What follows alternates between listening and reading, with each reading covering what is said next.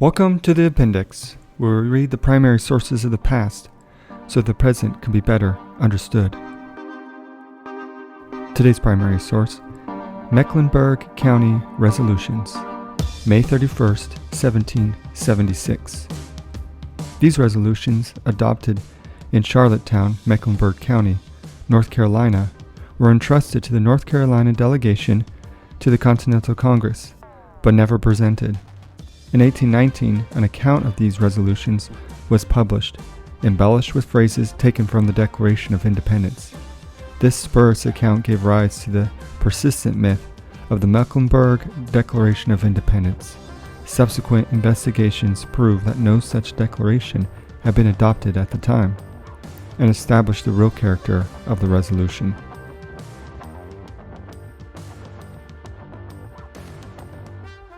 This day the committee met and passed the following resolves. Whereas both an address presented to His Majesty by both Houses of Parliament in February last, the American colonies are declared to be in a state of actual rebellion. We conceive that all laws and commissions confirmed by, or derived from the authority of the King or Parliament, are annulled and vacated. Civil constitution of these colonies, for the present wholly suspended.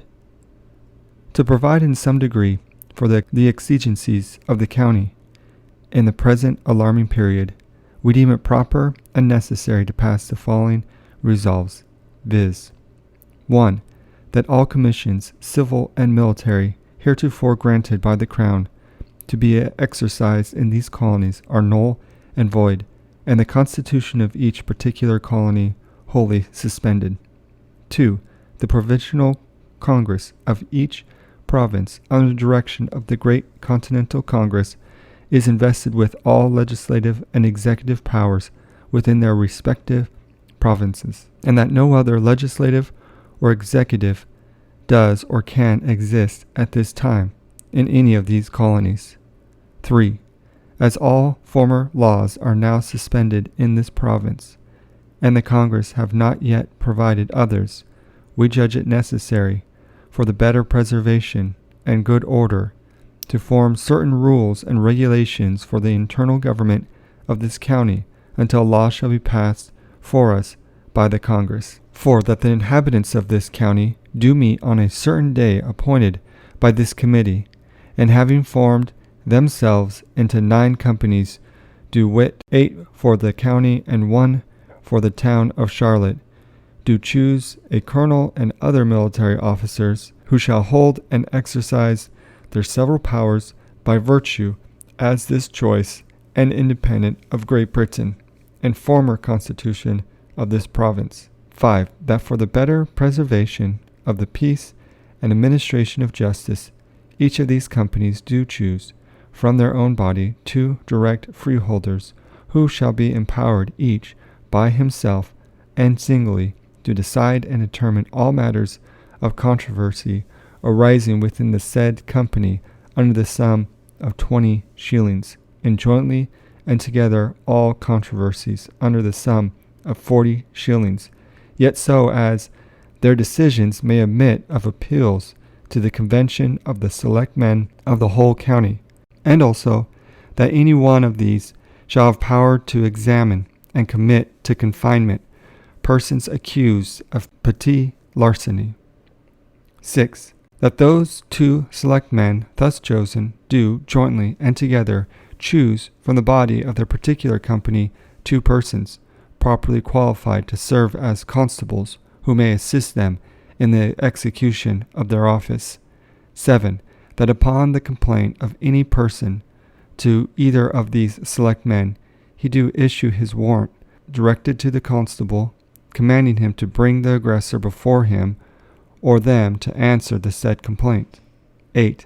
That these 18 select men, thus appointed to meet every 3rd Tuesday in January, April, July, and October at the courthouse in Charlotte, to hear and determine all matters of controversy for sums exceeding 40 shillings, also appeals, and in case of felony, to commit the person or persons convicted thereof to close confinement until The Provincial Congress shall provide and establish laws and modes of proceeding in all such cases. 9. That these 18 select men, thus convened, do choose a clerk to record the transactions of said convention, and that the said clerk, upon the application of any persons or person aggrieved, do issue his warrant to one of the constables to summons and warn said offender to appear before the convention at their next sitting, to answer the aforesaid complaint. 10. That any person making complaint under oath to the clerk or any member of the convention that he has reason to suspect that any person or persons indebted to him in a sum above 40 shillings do intend clandestinely to withdraw from the county without paying such debt, the clerk or such member shall issue his warrant to the constable, commanding him to take the said person or persons into safe custody until the next sitting of the convention. 12. That all receivers and collectors of quadrans, public and county taxes, do pay the same into the hands of the chairman of this committee, to be by them dispersed as the public exigencies may require, and that such receivers and collectors proceed no further in their office until they be approved of by and have given to this committee good and sufficient security for a faithful return of such monies when collected. That all these officers hold their commissions during the pleasure of their respective constituents. 15. That this committee will sustain all damages that may hereafter accrue to all or any of these officers thus appointed, and thus acting on account of their obedience and conformity to these resolves. 16. That whatever person shall hereafter receive a commission from the Crown, or attempt to exercise any such commission heretofore received, shall be deemed an enemy to his country, and upon information being made to the captain of the company where he resides, the said captain shall be apprehended and conveyed before the 2 select men of the said company, who upon proof of the fact shall commit him and said offender into safe custody until the next sitting of the convention, who shall deal with him as prudence may direct. 17. That any person refusing to yield obedience to the above resolves shall be deemed equally criminal and liable to the same punishments as the offenders above last mentioned. 18. That these resolves be in full force and virtue until instructions General Congress of this province, regulating the jurisprudence of this province, shall provide otherwise, or the legislative body of Great Britain resigns its unjust and arbitrary petitions with respect to America.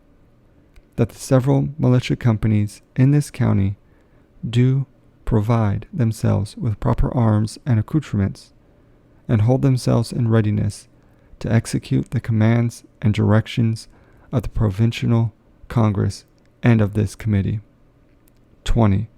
That this committee do adopt Colonel Thomas Polk and Dr. Joseph Kennedy to purchase 300 pounds of powder, 600 pounds of lead, and 1,000 flints, and deposit the same in some safe place, hereafter to be appointed by the committee.